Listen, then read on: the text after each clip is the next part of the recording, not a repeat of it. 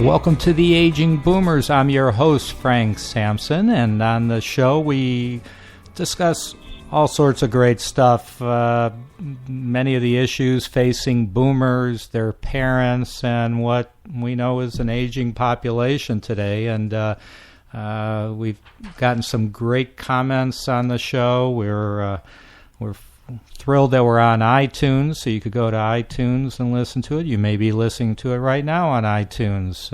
You could also download The Aging Boomers if you have an iPhone or Android phone. Just search for it, download it, and you'll be able to listen to each of our shows. We'll be doing it each Friday and Monday. And we have another great guest with us today. I actually had Matt Gerwell on my radio show when I was just doing a local radio show. Now we've expanded it, not only on the radio, but on this podcast. And Matt Gerwell has a company called Keeping Us Safe after retiring from a very successful 24-year career with the Ohio State Highway Patrol. Matt Gerwell quickly recognized that he was still filled with a desire for improving highway safety and, more specifically, a passion to keep older drivers safe drivers. As a result, Matt founded Keeping Us Safe, a national organization with a mission to help keep older drivers safe. He has developed programs that provide senior drivers and their families with direction and helping to ensure one smooth transition from the driver's seat to the passenger seat. And I think it's just great what you're doing, Matt, and welcome to the show. Thank you very much, Frank. I'm happy to be here. Yeah, it's great to have you. So tell us kind of how this whole thing started. And I know you grown from just a local company in Ohio and now have branched all over the country. So tell us how all this happened. Well, as you mentioned, I retired from 24 years as an Ohio State Trooper, a career that I pretty much loved every minute of. But I saw throughout the 24 years that there was a significant void in the system, so to speak, on how we as a society address the issue of older drivers with diminishing driving skills. I come to realize that oftentimes family physicians or doctors of any sort don't necessarily want to become involved in the driving issues. Legislators, not only here in Ohio but across the country, are very slow to pass any additional legislation to further regulate older drivers. Law enforcement, I can tell you from my own personal experience, when we came across an older driver that maybe shouldn't be driving because of diminished driving skills, our primary concern was to make sure that the individual got home safely that day or that night. And it wasn't that we didn't care what happened with them afterwards. It was just often that we didn't have the jurisdiction or the resources to address it any further. So we got them home, and probably as often as not, the next day they were out driving again. Courts, when a judge or a magistrate gets an older driver in front of him or her that has some diminished driving skills and has maybe run a stop sign and caused an accident of some sort, there are only so many things the court can do with that individual as well because of the sentencing guidelines that they're required to follow. And, of course, families. Families really had nowhere to turn if they were concerned about mom or dad's driving because they were, as I said, physicians sometimes were slow to address the issue and all these things that I just mentioned. So I wanted to start a company that would address this issue and would provide some relief for families, concerned families. So that's exactly what Keeping Us Safe does. We work with older drivers and their families. We don't have any younger driver programs. We don't have any drinking and driving programs, nothing, just older drivers and their families. Now, that's the purpose part of starting Keeping Us Safe, which is the company name. The passion part comes from me personally as an Ohio State Trooper having to deliver many, many, many death notifications from automobile accidents. And you know what that means. So many times knocking on someone's door at 3 in the morning or 3 in the afternoon and explaining to whoever answers the door that their mother was just killed in a car accident, or that their son was just killed in a car accident, or sometimes that multiple family members were just killed in a car accident. And I always thought, I call it the long journey back to my patrol car after delivering a death notification, that it would be nice to someday be in a position where I could do something that was a little more proactive to keep these accidents from happening, because so much of law enforcement, as you can imagine, is reactive. So that's kind of the passion behind it. I wanted to do what I could do to keep some law enforcement officer from anywhere in the country from having to do one more death notification. So that's what this whole program, and that's what this company is designed to do, is to save people's lives. And we do that through older drivers, and we do that by working typically with the families. So the people you have around the country, they've been trained by you? How does all that work? Exactly. What happened, Frank, as you mentioned in your introduction, we started out with just me. I had put this program together. I did not want to become a driving assessor. There are driving assessors that do an outstanding job of doing what they do. They're typically occupational or physical therapists assigned out of hospitals, and there are many of those throughout the country. What I wanted to do was create a self-assessment program where when I'm called by an adult child that's worried about mom's driving, we can go into mom's home and sit down and go through. We've got a very structured 3-hour program that we go through with that individual. It's very confidential. It's just myself and the older driver, and we do all sorts of things. We can talk about those maybe in a moment. But to answer your question, yes, I started getting calls from all over the country saying, hey, could you come to, I'm in Cleveland, Ohio, could you come to San Diego and do one of these self-assessments with my dad? And unfortunately, the answer was no, that's not cost-effective for either one of us. That just wouldn't be practical. So after spending several years further developing this program and working as many bugs out of it as I think we can for right now, we decided to replicate it across the country. Part of the keeping us safe business model is to make this program affordable and accessible to every family in the country. So we do that through this certification program. To answer your question, yes, we have about 70 Beyond Driving with Dignity professionals trained now throughout the United States, and about half a dozen in Canada as well. I think it's great. That's wonderful. And your website is keepingussafe.org. Is that correct? That's exactly right, Frank. Great. So I'm going to throw out a tough one, but I know you can handle it. Okay. Do you think that families jump the gun on taking the keys away from mom or dad? No, I think families are very reluctant to do that.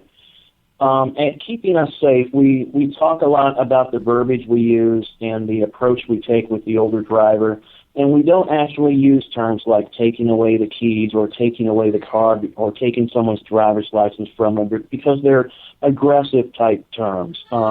We like to use terms like helping the individual make a smooth retirement from driving or make a smooth transition from the driver's seat to the passenger seat. Because when you start talking about taking things away from mom or dad, you're already starting the whole conversation off on the wrong foot for sure. So we like to use much more user-friendly terms, but I don't think families are quick to jump that gun at all. I think, if anything, they probably wait too long. So, but do you think that you run into a lot of situations where it's that serious that they think keys should be taken away, but maybe you could put them in a program or they don't have to go that route? Typically, unfortunately, and I wish it didn't happen this way, but typically there has been a triggering event, as I like to call it. Something has happened. They've run into a car. Unfortunately, I just met with a gentleman that pulled out in front of a motorcyclist and seriously injured them. So, unfortunately, the family oftentimes waits until there is some type of triggering event, and it can be anything. Maybe mom fell. and broke her hip, and now she's recovering from that, and she wants to get back to driving. Maybe dad had a stroke. So they wait until something has happened, and I've not been in that position, so I would assume that's a very natural thing for them to do as a concerned family member. But oftentimes we're left then to battle with that particular issue. If it were an automobile accident, for example, I had one gentleman in Florida who ran into a restaurant on a Sunday afternoon at brunch time and sent 9 people to the hospital. But he asked me, the family had me come down afterwards, like I'm describing happens so often, but he asked me during our session, look, how many accidents have you had in your driving career? So, Frank, I'm counting them on my fingers. Heck, I had this one, I had that one, and, we're kind of chuckling. And he said, that's exactly my point. He said, this is my first accident in 72 years of driving. He said, who do you think you are? You're half my age and have had more than twice as many accidents as I had. Who do you think you are to talk to me about giving up driving? And he went on to say, he was so adamant about his position that because this was his first incident, that he was still okay to continue driving. He even went on to say, frankly, he said, if I drive through the restaurant next Sunday, I'm still a better driver than you are. So, he didn't want any part of it. But unfortunately, that's kind of a hurdle that we are faced with or challenged with when the family waits until there's been some type of incident. I really encourage families to start these conversations today, completely regardless of where their parents are in the safe driving continuum. Even if mom and dad are seemingly outstanding drivers, and they might very well be. But I encourage adult children to, again, start those conversations today. Mom, did you see on the news last night where an older driver drove through the drugstore? They got the brake and the gas pedal confused. Or did you see where a driver left Tampa, Florida for a loaf of bread and they found him 4 days later in Boise, Idaho? But start those types of conversations now so that when the day does come to escalate those conversations, it's not as much of a struggle for either the older driver or the family member. And so, we all work hard in this industry to get families to talk more and plan. So what you say is great. And let's say somebody did. They had a conversation with mom or dad about it. Not quite, they're getting older, but they want to make sure they're understand that day may come.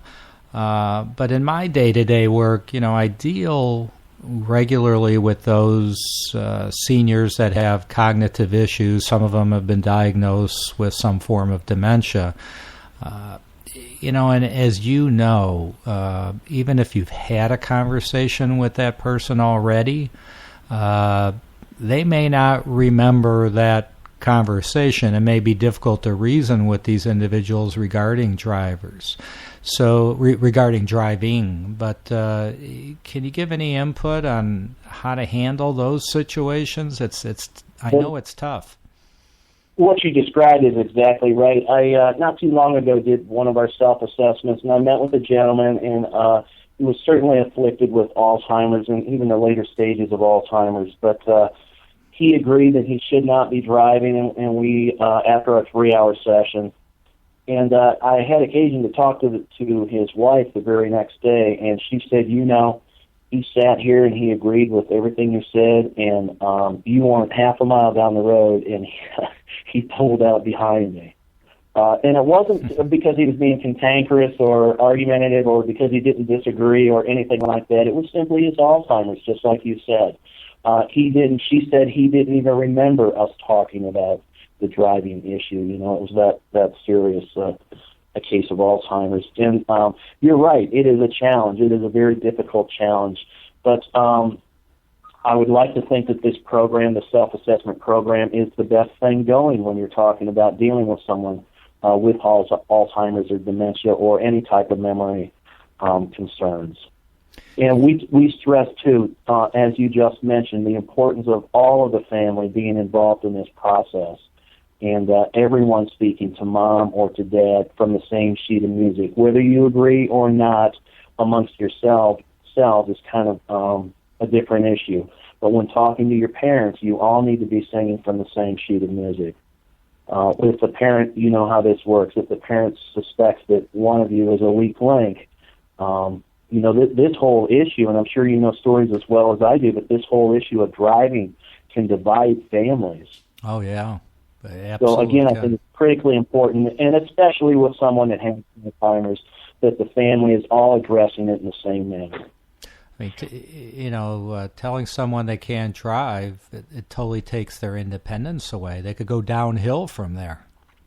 Absolutely. Now, the very name of our program, Frank, is titled Beyond Driving with Dignity. And I want to stress that our goal is not to take away the keys or the rights or privileges of an older driver. Our goal is to, number one, help them make decisions about whether or not they should be driving. And if they should not be driving, then we like to work with them and with the family to do what I said earlier, to make a smooth transition from the driver's seat to the passenger seat. But it's very important to our program that the individual maintains his or her dignity. Like you said, because if it's not handled properly, they certainly can go downhill as a result of this loss of driving. And we're very aware of that, and we talk about that in depth during our certification training. I like to say that anybody can take mom or dad's car away from them. It's called a tow truck. Yeah. You can do it from anywhere in the country, and it only takes you 5 minutes. But that is not what our program is about. Our program is about helping the individual and their family make the right decision, whatever that decision is, and then helping them maintain their independence and their dignity and their personal pride after that. Recently I did a self-assessment in Wheeling, West Virginia, and the daughter, the one that set the whole thing up, is a nurse in Cincinnati, Ohio, and she wrote later that the self-assessment program was great. My father allowed my father to see that his weaknesses and his diminished skills, and he made the right decision to give up driving, and she was very pleased with that. But more importantly, she said, it helped maintain the integrity of our family unit. It helped hold us together. It brought in a completely independent third party who handled the whole situation very tactfully and carefully with our father. But that was her greatest benefit from it, was that it did help hold the family unit together, and it did not cause a rift amongst the family members. So again, it's all about helping the individual maintain their dignity and their independence through this process. So give us kind of a walk us through the process. I'm sure each person is different. There's no two that are the same, and I'm sure everything has to be kind of personalized for each individual. But kind of take us through the typical process. So if someone were to sign up for your program, take us step by step. What happens? Well, here's what we do, Frank. We, of course, explain the program to the adult child that's calling and make sure they understand what the program is or is not. And then once we get it scheduled, we go, I have one tomorrow, for example. I will go to the individual's residence, and we've got it set up in advance that it will just be him and I at home at the time, because you get a much truer reading, and you are able to get into a deeper level of conversation with the individual if it's just you and that person. So that's how we set it up. Now, for the first 2.5 hours, we spend going through all sorts of different cognitively related tabletop pen and paper type exercises. We have a very lengthy, what we call a learning conversation, similar in some ways to an interview, but we like to look at it as a conversation between the two of us. And then we actually go out and do a driving component. Tomorrow I have every intention, unless it's not safe to do so, but my plans are to get in the car with this individual, and he'll drive me around town for a little while. And then we'll come back, and here's the magic part of the program. We'll come back, and still myself and the older driver will talk openly about what he or she should do with their driving future. And that can be anything from, look, Mr. Jones, I don't think you should continue driving, and here's why I say that, to the opposite. Mr. Jones, I don't see that you're at an elevated risk at all for a future traffic accident. Please call us back if anything changes in the future, or somewhere in between. But here's what makes the program work, Frank. the older driver is involved in that process. Right. Without input from the family, without any interruptions. Again, it's going to be him and I tomorrow. And through this learning conversation, we have spent 2.5 hours learning a lot about each other, quite frankly. And we build a sense of trust and a very positive rapport with this individual. So then when it comes time to recommend to him or her that they give up driving, probably somewhere in their minds they knew that this day was coming. But it's much easier for them to take if they're part of the process, as opposed to having a son or daughter simply come and take the keys or take the car, or having a physician tell them that they can't drive any longer, or a court or the Bureau of Motor Vehicles. So again, it allows the individual to maintain their dignity. Now, 2/3 of the people we meet with, Frank, actually give up driving on the spot. By on the spot, I mean during that 3-hour session. Interesting. And I didn't realize 2/3. Okay. Yes. And remember, the last third may not need to give up driving. So I would never expect that number to be any higher than what it is right now. And you can bet that each one of those people came into the session kicking and screaming, not wanting to be there, not wanting to be challenged about their driving abilities, probably not completely tickled with their son or daughter that set this whole thing up. So they're not happy, and they have absolutely no intentions of giving up driving during the session, but they do. And they do because it's an opportunity for them to do the right thing and still maintain their dignity and their personal pride in the process. And do you provide assistance for that next step, contacts to get them around? Absolutely. Yeah. And we'll work with the family indefinitely after the session as well. The last thing I ever want to have happen is an older driver have gone through our 3-hour program and become, from law enforcement, I like to use law enforcement terms, but have kind of placed themselves under house arrest because they can no longer drive. That's the last thing I want. I've told so many people. I had one gentleman that was worried about his golf game. He says, well, I'm not going to be able to go golfing with my buddies on Saturday mornings. And I told him, if this program works like it should work, you'll be doing more golfing this summer that you've given up driving than you ever have in the past. And that's exactly how all 70 of our Beyond Driving with Dignity professionals approach this issue. We are very concerned about the individual's future and their ability to maintain their independence. That's great. We have a couple minutes. Why don't you maybe discuss, I know you have you mentioned it, a certified Beyond Driving with Dignity. Tell us a little more about that. Maybe you've already discussed it with your certified program, but also you have a Retired Driver Hall of Fame. So tell us about that as well. Sure. Let me talk about the Beyond Driving with Dignity professionals first in two different components. One is if you're worried about mom or dad's driving, please visit our website, and you can learn more about how our BDD professionals are trained, and there's a directory showing where many of them are assigned. But if you don't find that, all you need to do is send us an email or pick up the phone and call me, and I'll be able to, more than happy to connect you with a local Beyond Driving with Dignity professional. The other thing I want to say, if any of your listeners are interested in becoming certified in the program, we're always looking for qualified individuals. As we talked about, we have 70 of them now, most in the U.S., a few in Canada, but that's not very many, Frank, for 2 countries.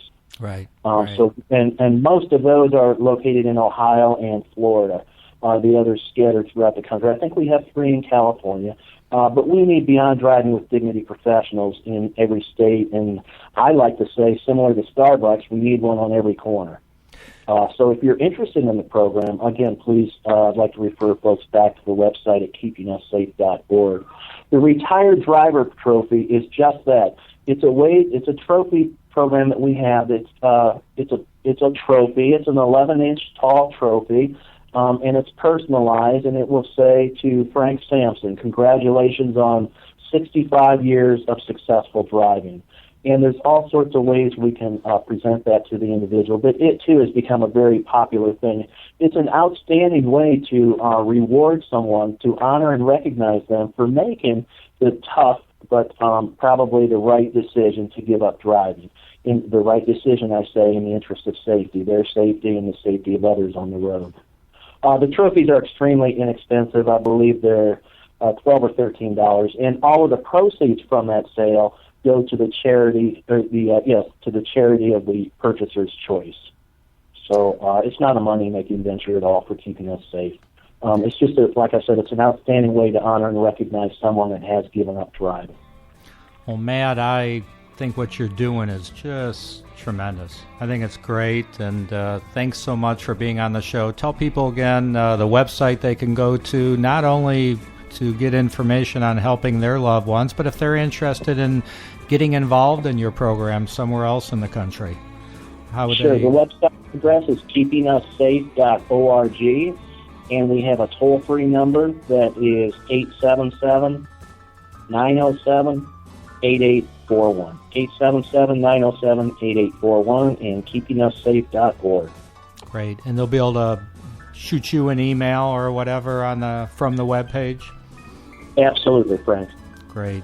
KeepingUsSafe.org. Matt Gerwell, thanks so much. And we got to have you on again. I think what you're doing is just tremendous. And thanks so much for joining us on the Aging Boomers. And thank you all for joining us. And hey, go on to iTunes and just go in and search the Aging Boomers. And if you enjoyed today's show, please go ahead and subscribe, give us a rating, write some comments. We'd love for you to do that. That helps us as well.